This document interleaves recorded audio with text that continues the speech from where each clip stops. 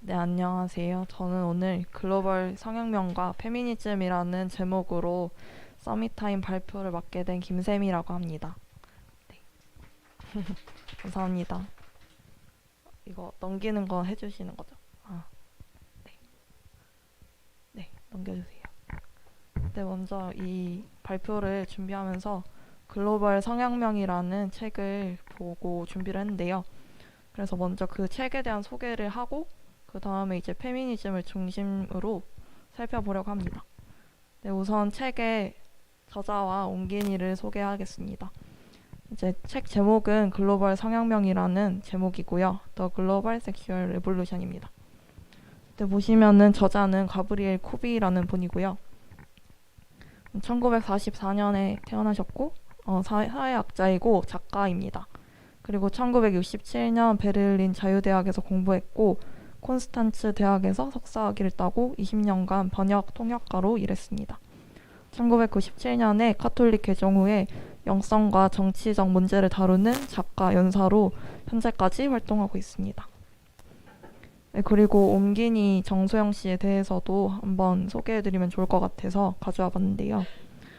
네, 보시면은 연세대에서 영어 영문학을 전공을 하시고 언론 홍보대학원 그리고 한동대 국제법률대학원을 졸업하셨고 테네시주에서 변호사 시험에 합격하셔서 변호사로 오래 활동을 하시다가 2017년에 세인트폴 고전인문학교의 설립 멤버로 이제 교장을 맡으셨습니다. 여기서는 이제 청소년들과 성인들을 대상으로 고전인문을 가르치는 그런 이제 사업을 하셨고요. 그리고 현재는 세인트폴 세계관 아카데미로 바꿔서 활동을 하고 계시고 사단법인 크레도의 사무총장으로 계십니다. 그리고 이제 현재는 성경적 세계관 교육과 법정책 연구 등을 활동하고 있습니다. 네, 글로벌 성혁명에 대해서 다루려면은 글로벌 성혁명이 무엇인지 먼저 알아야 될 텐데요. 글로벌 성혁명이란 넘겨주세요. 먼저 이 질문을 해야 될 것 같습니다. 쾌락을 쫓는 개인의 주관적 자유로 행복해질 수 있을까요? 여기서 저자는 그렇지 않다고 대답합니다. 왜냐하면 그 예시로 이제 깨어진 가족들과 상처 속에 있는 많은 사람들, 그리고 포르노 중독자들, 아동 성추행범들, 낙태된 수많은 아이들을 예시로 들면서 그렇지 않다고 대답합니다. 이 책의 부제는 자유의 이름으로 자유를 파괴하다인데요. 여기서 개인의 주관적 자유라는 그 이름으로 진정한 자유를 파괴하고 있음을 알고 있습니다. 글로벌 문화혁명의 핵심은 이 책에서 말하기를 성규범의 해체를 말하고 있는데요. 성에 대한 도덕적 한계를 없애는 것이 결코 자유 증대가 아님을 말하고 있습니다. 왜냐하면 위에서 얘기했던 것처럼 근본이 없는 개인들을 양산하고 사회 구조를 해체시키고 사회적 혼란을 야기하기 때문입니다. 이 책에서 저자는 올더스 헉슬리의 멋진 신세계라는 책을 소개하는데요. 여기서 이 책은 자유라는 이름의 쾌락을 쫓아서 노예가 된 사람들을 그리고 있는 소설입니다. 여기서 헉슬리가 헉슬리가 얘기했던 그 구절을 인용을 했는데 근본적 가치에 대한 공격의 핵심은 바로 인간의 성이라고 말하고 있습니다. 여기서 글로벌 성혁명이 성규범의 해체가 근본적 가치에 대한 공격임을 알 수 있습니다. 넘겨주세요. 네, 그렇다면은 기존 규범에서 어떻게 변화를 하고자 했는지 알아보겠습니다. 여기서 기존 규범은 저자가 말하기를 기독교 중심의 도덕 체계입니다. 그리고 남녀 결혼 기반의 일부 일처제 중심의 가족이고요. 그리고 성은 아름다운 선물이자 잘 가꾸어야 할 대상으로 얘기하고 있습니다. 그리고 남성, 여성의 양성 중심으로 양성의 성별 정체성으로 구분이 되는 것을 얘기하고 있는데 이것을 이제 성혁명을 통해서 어떻게 바꾸냐면은 기독교 중심의 도덕 체계를 억압하고 지배관념이나 관습, 법을 해체하고 성주류화를 이끌고자 합니다. 이 성주류화는 뒤에서 다시 다루겠습니다. 그래서 저자는 이렇게 얘기합니다. 우리의 자유를 수호하기 위해서 누가 자신들의 이익을 위해서 우리의 자유를 어떻게 축소시키는지 알아야 한다고 말하고 있습니다. 네, 그렇다면은 글로벌 성혁명을 이끌고 있는 그 집단은 누구일까요? 그 이익 집단에 대해서 알아보도록 하겠습니다. 네, 우선 이렇게 멜더스주의, 우생운동, 미국의 부유하고 힘이 있는 자들인데요. 이들은 공통적으로 이제 세계 인구 감축을 목표로 하고 있고 높은 출산율을 경계하고 있습니다. 그래서 이들과 더불어서 또 다른 집단들은 설득력 있는 개인, 사회적 현실 변화를 위해서 철학, 정치, 심리학적 아이디어나 방법론을 제공하는 학자들이 있고요. 그리고 공산주의 혁명가들, 가족과 종교를 파괴하고 이들은 국가를 계급이 없는 유토피아 사회로 만들고자 합니다.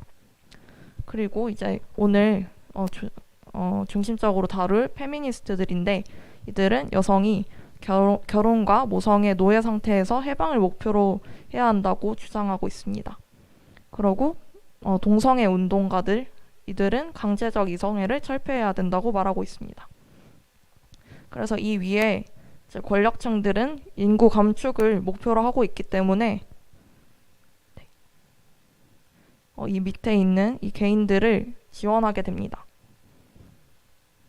네, 그래서 미국과 국제기구의 우선순위가 세계 인구 감축이기 때문에 이들을 경제적으로 또 여러 가지로 지원하게 됩니다. 실제로 록펠러 재단에서도 그 페미니스트들이나 동성애 운동가들이나 또 낙태 기관에 큰 돈을 후원한다고 알려져 있습니다. 그래서 이러한 이익 집단들과 1960년대 학생 저항 운동이 결합해서 결국에는 성혁명의 폭발적인 전개로 이어지게 됐습니다. 네, 그렇다면은 앞서 다뤘던 페미니즘이란 대체 무엇일까요? 페미니즘의 정의를 먼저 알아보고 가겠습니다. 표준국어 대사전에 보면은 성별로 인해서 발생하는 정치, 경제, 사회문화적 차별을 없애야 한다는 견해라고 나와 있습니다. 그리고 이제 콜린스 러너스 영영 사전도 찾아봤는데 여기서는 Feminism is the belief and aim that women should have the same rights, power and opportunities as men 이라고 나와 있습니다. 이 두 가지를 종합해보면은 남녀 간의 차별을 없애야 한다고 주장하는 견해입니다. 동등한 권리나 권력, 기회를 이제 달라고 하면서요. 네, 그리고 페미니즘의 그 역사적 흐름을 짧게 살펴보겠습니다.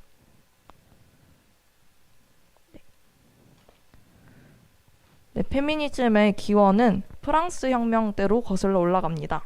1789년에 프랑스 혁명 그 과정에서 남성 위주로 진행이 되었고 여성의 시민성, 즉 정치 참정권 등에 대한 그 논쟁에서 시작이 됐습니다. 여기서 이제 메리 올스턴 크래프트라는 작가이자 여성 학자가 있는데요. 이 사람은 이제 자유주의 페미니즘, 1세대 페미니즘의 기원이고요. 대표적으로는 여성의 권리 옹호라는 저서가 있습니다. 그래서 어떤 주장을 했냐 하면은 여성의 정치, 법, 경제적 권리를 주장했고 이는 여성 참정권 운동으로 이어졌습니다.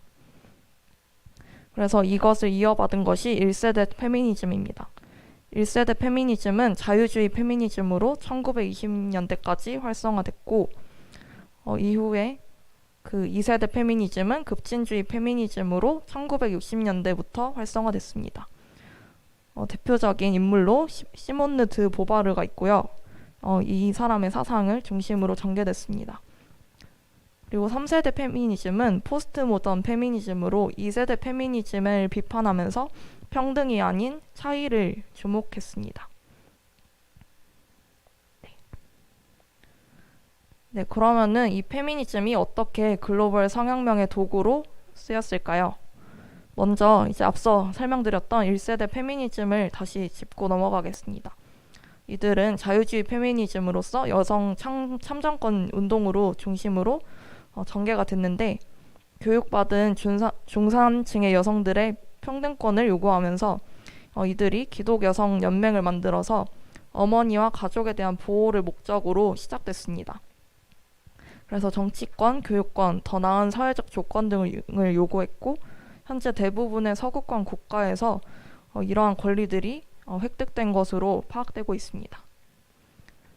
그런데 이제 또 다른 물결이 시작됐죠. 19세기에 공산주의, 사회주의 물결이 시작됐습니다.